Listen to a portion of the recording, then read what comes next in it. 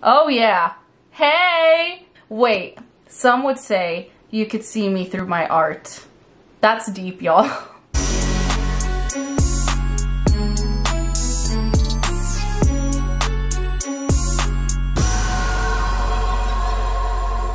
Hey guys, it's Ustena. Welcome back to another video. Today I'm going to be talking to you about all things alcohol ink because I worked with alcohol ink for the first time in resin and I failed. Yep, I did. Like, these could have been a lot better. Let's put these side by side. Okay, so what I was going for and what actually happened was a lot different. So let's talk about why. First of all, I'm going to show you the time lapse, okay? The time lapse of it happening and being created was really cool. So let's skip to that first so you can see the magical, you know, creation of putting the alcohol ink into the resin because that's actually a really cool process. So I'm going to put that little time lapse next and I will cut back to future me talking later about the end results, okay? So this is the part where it's going to cut into the time lapse.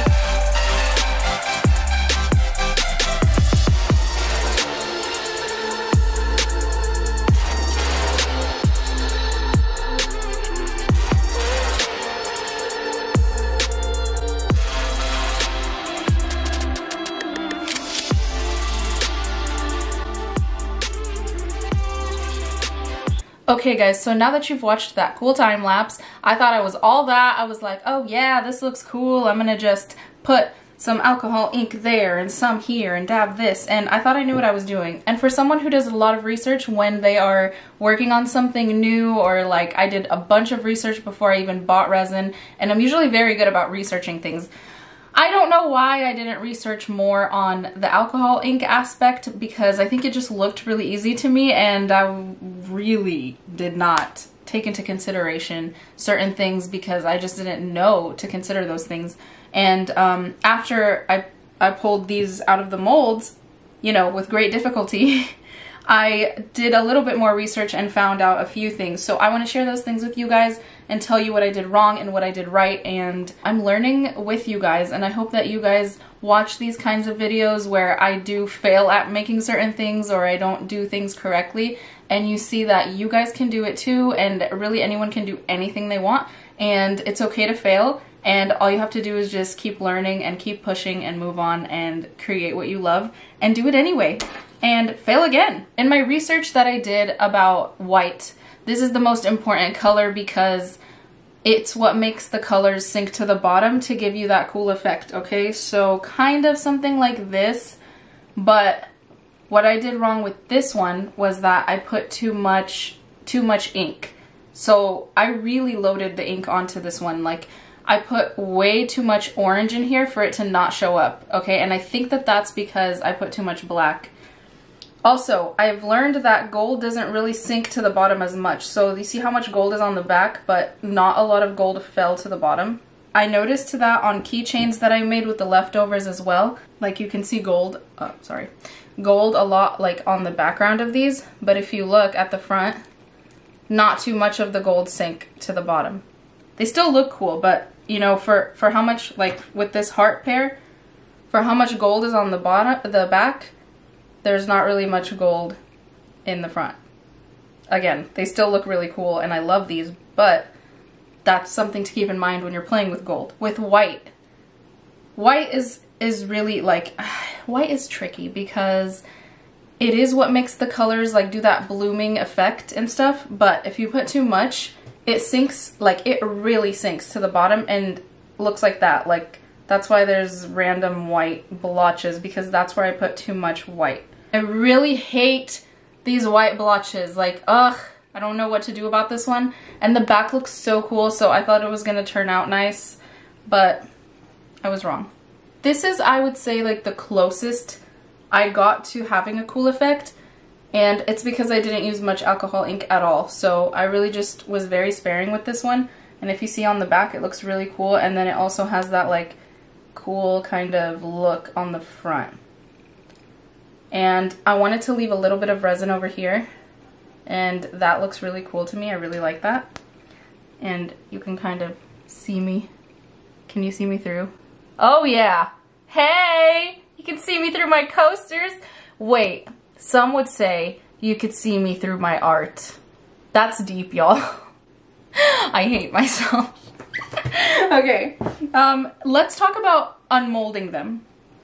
Usually when I work with resin, I wait like 20-ish hours to take it out of the mold, and at that point it's really smooth, it comes out. But I don't know if it was because of the alcohol ink or because of the amount of time I waited. I had to wait 72 hours or so to unmold these because I wasn't home. And yeah, and I ripped the molds. At one point I had to run one of them underwater to try to get it out, and it was a struggle. So if you can see on this one and this one, it stuck to the mold. And usually they say that this happens when you don't wait enough time, but I waited enough time. So I don't know why like this happened right here. I don't know if I filled it up to the top too much. I honestly don't know why this happened, and it's kind of upsetting because I don't know how to get it off the mold, and I might not be able to use that again. And then also this one just actually ripped right here. So it could have gone worse for the first time, but you know what? I learned a lot from doing this, and I do know that I have to sand off this like top part right here of all of them. You see how it like kind of rises a little bit? Anytime you're pouring resin or pouring anything really in like a silicone mold or a cup, like you know how the water kind of like raises up right here, or the liquid raises up, then that's why you have to sand them. If you don't care, then it doesn't really matter, but if you want this to stand like very smoothly, or you're selling them, or you just want a smooth finish in general, then you'll just sand them off. I did read, this is where I did my research, I did read that you should sand like on a bigger like surface of sanding paper like this, and not like just directly with your hand when you like, not directly with your hand, but not hold it like this and then hold the sander and go like this, because then it's going to be uneven. But if you lay the sanding paper flat on a surface and then you like spray it with a little bit of water and you just kind of like run it like this back and forth, then you'll get a smooth finish and it'll be even. So that's what I'm going to be doing next with these, and maybe I can make a separate video on sanding once I get a hang of that. But yeah, I just wanted to talk about what happened with this, and I do want to talk about the inks real quick. I did get a pack of 9 of the Jacquard Pinata colors.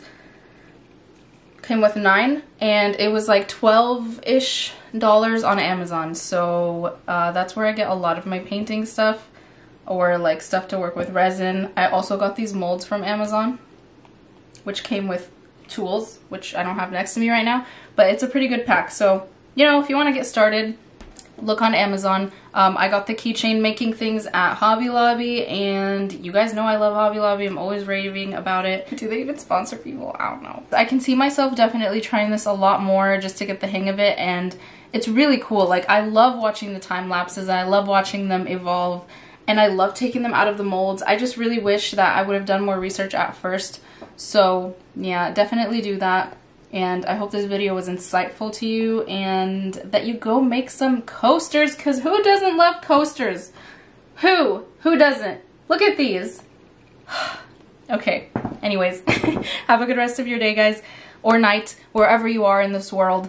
And I hope that you're inspired, I hope that you're happy, and I hope that you are creating art. And please make sure to subscribe to my channel if you enjoy my videos. and leave a like and a comment, and that would mean a lot to me. Have a great day, and thanks again for watching.